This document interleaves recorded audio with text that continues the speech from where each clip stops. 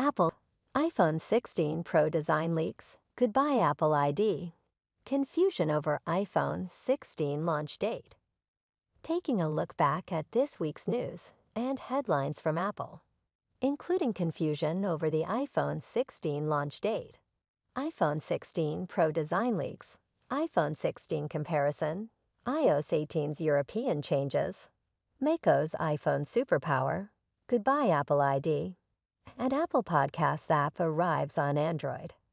Apple Loop is here to remind you of a few of the many discussions around Apple in the last 7 days. You can also read my weekly digest of Android news here on Forbes. This week saw a date for the launch of the iPhone 18 family discussed heavily. Unfortunately, the excitement had to be dampened down as the information this was based on has proven false. Here's David Phelan on the Furore. First, I'm certain it will be an in-person event, and it will be held at the Steve Jobs Theater in Cupertino, and it will start at 10 a.m. Pacific time. But I don't believe anything else is correct. I think the release date is set in stone for Friday, September 20, but the keynote date could be a day earlier or a couple of days later than the widely predicted September 10. We'll know soon. Writing for Bloomberg and citing sources familiar with the matter, Mark Gurman reports that Apple will launch its new hardware at an event on Tuesday, September 10. Gurman has a very strong record covering Apple's upcoming hardware and software releases. This weekend's report backs up the long-suspected date for the official reveal of the new iPhone 16 family. Gurman goes on to pick out September 20 for retail availability to commence. Though the timing hasn't yet been announced, the company is making preparations for that date, which falls on a Tuesday, said the people, who asked not to be identified because the plans are private. The unveiling will be followed by the phones going on sale September 20, in line with Apple's typical approach in recent years. These dates follow a well-established pattern for iPhone launches, although there may be one reason why Apple could decide to move away from the September 10 date.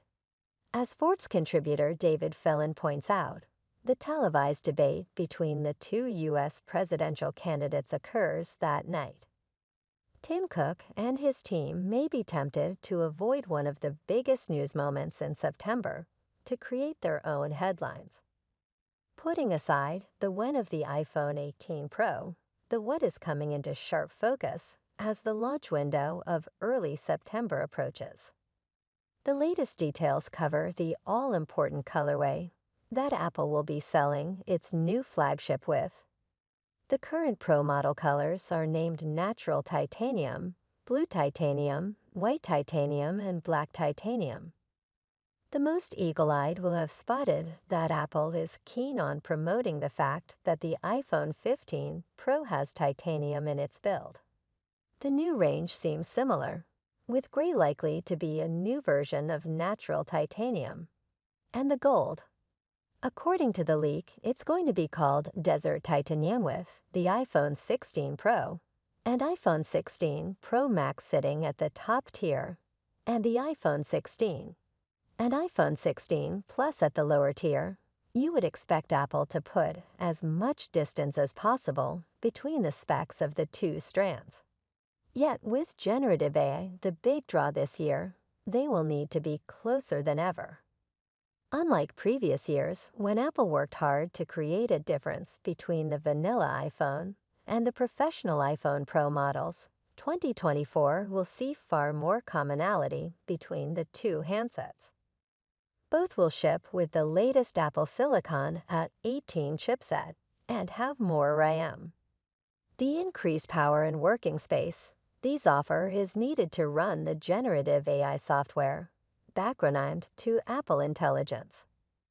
The latest builds of iOS 18 show the extra steps that Apple is taking in Europe to comply with new consumer protection regulations, including the options around default search engines, web browsers, and more. For users in the EU, iOS 18 And iPadOS 18 will also include a new default app section in settings that list defaults available to each user. In future software updates, users will get new default settings for dialing phone numbers, sending messages, translating text, navigation, managing passwords, keyboards, and call spam filters. To learn more, view update on apps distributed in the European Union.